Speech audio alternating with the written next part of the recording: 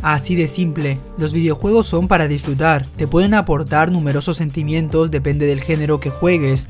Es hermoso sentir que te has pasado un juego, has completado una historia, has conseguido numerosas materias, objetos u objetivos que con paciencia lo has llevado a cabo. No solo te ha aportado sentimientos, sino que tú has aportado al juego para que éste se desarrollara de tal manera. En cambio, actualmente aún existen juegos en los cuales no aportas nada, más parecen una cinemática en todo su esplendor. Que sí, existen buenos juegos así, muchos, pero el caso es que estos juegos de los que estoy hablando en específico te engañan, dándote numerosas elecciones y ahí está la trampa. ¿Quieres saber más? Empecemos. Algunos lo llaman la ilusión de la elección, yo lo llamo juegos de elección sin elección.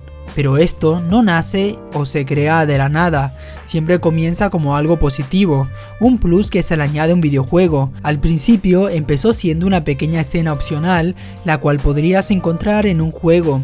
Un detalle que si eres bueno buscándolos acabas encontrándolo. Un detalle que se recompensaba con una cinemática no vista y que aportaba algo a la historia. Claramente no cualquier compañía realizaba esto, ya que para ello gastabas recursos en contenido y claramente eso conllevaba a inversión. Un contenido el cual había una gran posibilidad de que el jugador no vea, y si lo llegas a ver, ¿lo apreciaría? Esto es algo que pasaba por la cabeza de muchos guionistas y desarrolladores, agregar esta escena que remueva una gran parte de un juego, pasar un mes trabajando en ella y que al final ni la mitad de las personas que adquirieran el juego lo verían o notarían siquiera. Era algo que a rasgos financieros no valdría la pena. Sí, siempre es arriesgado realizar esto y salirse de lo que un juego normal es, un juego lineal, vamos, un juego con principio y final en una sola línea de historia, que las cosas suceden de la A a la B y no va más allá. Así que si a un jugador se le da por únicamente jugar una sola vez al juego de manera lineal, se perderá una parte del contenido que hubiera cambiado si la decisión era distinta. Si así de arriesgado era al principio este cambio de orientación, todo se dificulta cuando se añaden los diálogos, en el cual daba múltiples respuestas dependiendo de lo que escojas, aunque como ya sabemos al principio del todo, con el NPC ya tenías las respuestas preparadas y ahí acababa tu decisión. Pero de esto no estoy hablando, es algo más complicado. Es más, si esos mismos diálogos tienen cambios globales en la propia trama, y esto ya sube el nivel de producción, tanto en desarrollo como en diseño, las propias voces y la calidad del mismo. Así que aquí es cuando todo va a peor. Aunque haya empezado por un detalle que le añade un plus a un juego, pronto se convierte en algo necesario para el jugador, algo con el cual no pueden vivir. Necesitan la oportunidad de elegir en cualquier cosa y eso obliga a las empresas a darles lo que piden. Aunque la mayoría sabe el gasto que eso supone y eso lleva al siguiente pensamiento. Y es que si los consumidores quieren contenido que ni verán, se les podría ofrecer eso mismo, contenido que les haga ver que están tomando una decisión que les conducirá a consecuencias en el futuro, pero que en realidad se acomodan todas las decisiones para que siga el mundo lineal, pero convenciéndote para que pienses que influyó en algo o aportó un cambio al mismo juego. Y así es como se empieza a crear la elección sin elección. Algo muy popular actualmente, que por supuesto les ahorra más recursos que hacer un mundo no lineal. Este sigue siendo un mundo lineal en el que las decisiones que realizan que afecta a la trama, tarde o temprano acaba yendo por el mismo camino que cualquiera que hubiese escogido en su lugar. Con ello, el equipo de desarrollo evita realizar 2, 5 o 10 finales distintos o juegos diferentes, que como ven en pantalla se representaría de esta forma. Claramente puedes ver cómo que vaya donde vaya, la A va a acabar en la B. Diferentes caminos con un mismo destino. Esto es algo que, aunque a mí no me agrade, es de elogiar a los que lograron hacer maravillas con esto. No es tan sencillo como parece. El hecho de convencer y engañar a un consumidor para que piensen que cambian la historia, pero al mismo tiempo no aportan nada al juego, es de alguien talentoso. El fallo aquí es que esta técnica es para añadir en un momento oportuno, como se suele hacer en un juego de RPG, por ejemplo, que ya que estos juegos también tienen sus mecánicas absurdas, ya realicé un vídeo de ello. pero no es para que se use en un juego completamente narrativo de principio a fin.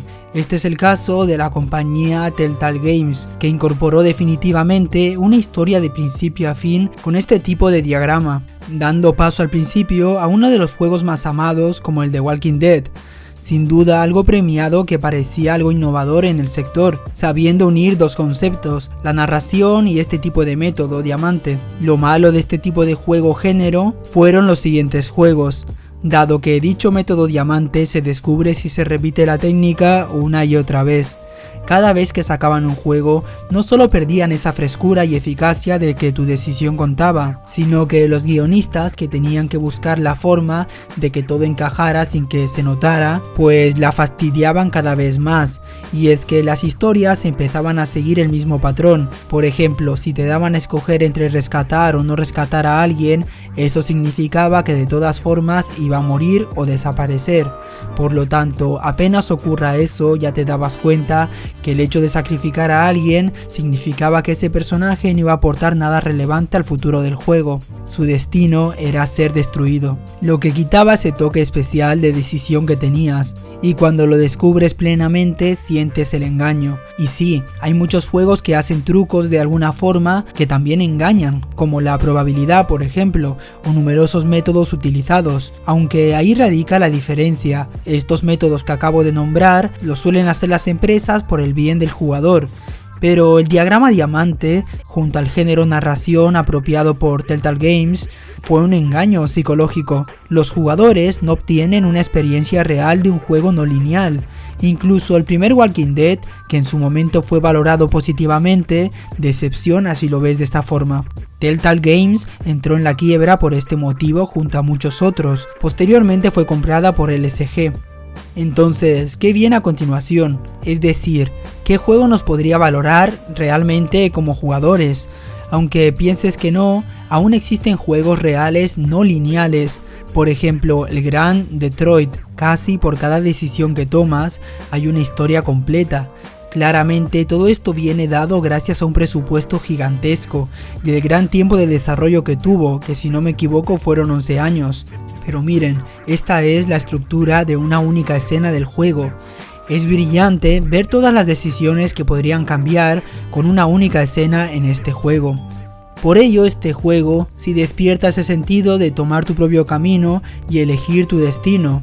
Este sí de alguna manera valora al usuario y a pesar de todo no es un juego GOTY ni un juego destacado que quedará marcado en el mundo de los videojuegos de cara al consumidor. Lo mejor es realizar un juego lineal de calidad. Estos juegos tienen algo especial y es que cada vez faltan juegos lineales puros, sin decisiones, sin mundo abierto y con una historia de calidad de inicio a fin. Aunque con ello no quiero decir que el diagrama de diamantes es malo, mucho en cantidad es malo.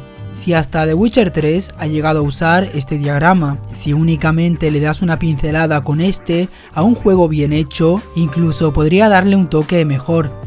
La cosa es no presionar con la no linealidad, sino ayudarla cuando sea necesario, que en vez de decisiones que cambien al mundo y la trama por completo, realizar decisiones que te cambien a ti a nivel personal, que haya una conexión que se rompa emocionalmente en el juego.